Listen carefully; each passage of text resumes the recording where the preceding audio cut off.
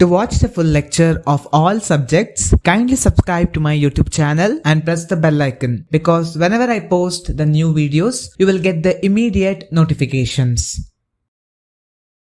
Hello everyone, welcome to my YouTube channel. In this particular video, we'll be starting a new accounting standard in IND AS subject, okay? That is borrowing cost and it is IND AS 23. Let us check about the introduction part in this particular video. From part 2 video, I have started solving the problems. First one is, what is this borrowing cost? So what happens? We have studied already what is PPE. In PPE, we were not adding interest on loan. Whatever the interest we have taken to for particular PPE, we were not adding, we were ignoring it. But what does Indian Accounting Standard 23 says that suppose the total interest is 53,000. Let us take that we have obtained a loan to construct an asset.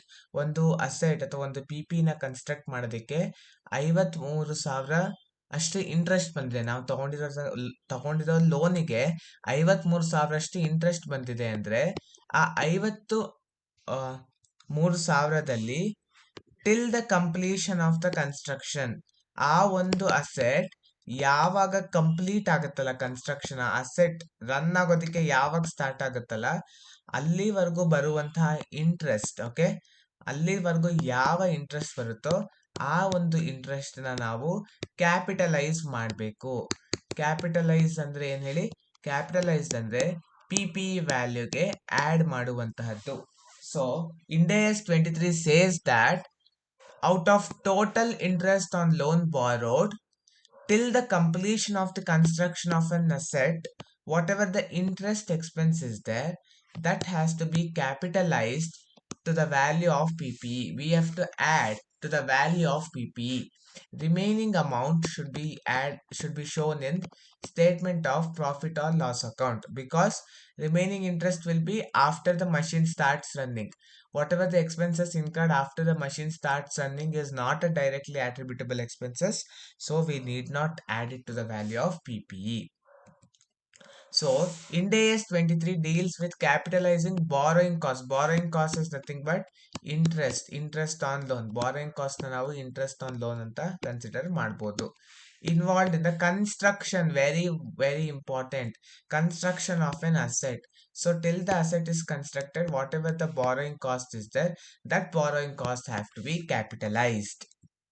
So what are the borrowing costs? It may be interest on bank overdraft, interest on long-term loan and short-term loan, interest on debentures, finance charges of finance leases, and exchange charges, exchange differences in forex loans.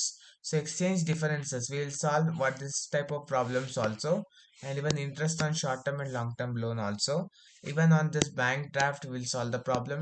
Debentures also, we will solve the problem. Amortization of discounts or premium. So even in this also we'll be solving problems. These are the various borrowing costs. How to capitalize the borrowing cost? Okay, but we know that borrowing costs have to be capitalized because borrowing costs are directly attributable in purchasing or acquisition, construction, development, production of a qualifying asset. So, when we are purchasing a qualifying asset, when we are acquiring the qualifying asset, when we are constructing a qualifying asset, when we are developing a qualifying asset, or we are producing a qualifying asset, whatever the borrowing cost incurred, it is considered as directly attributable costs and that has to be capitalized to the qualifying asset. Now, what is this qualifying asset? Qualifying asset is an asset which takes substantial period of time, which needs more period of time in order to get completed. For example, flyovers. It requires more time to construct. Our metros. It is taking more time to construct. So these are the qualifying assets which take substantial period of time to get ready for use or sale. For example, buildings, power generation plants and manufacturing plants. These are the introduction about the borrowing cost. In my next video, I'll start solving the problems related to borrowing cost. If you have any doubt in this introduction part, please put your doubts and queries in the comment box so that I'll respond to your doubts and queries as soon as possible. Thank you for watching the video. I'll come back with the next video. If you have any queries regarding today's session, kindly send your queries to education.mbroadcast@gmail.com.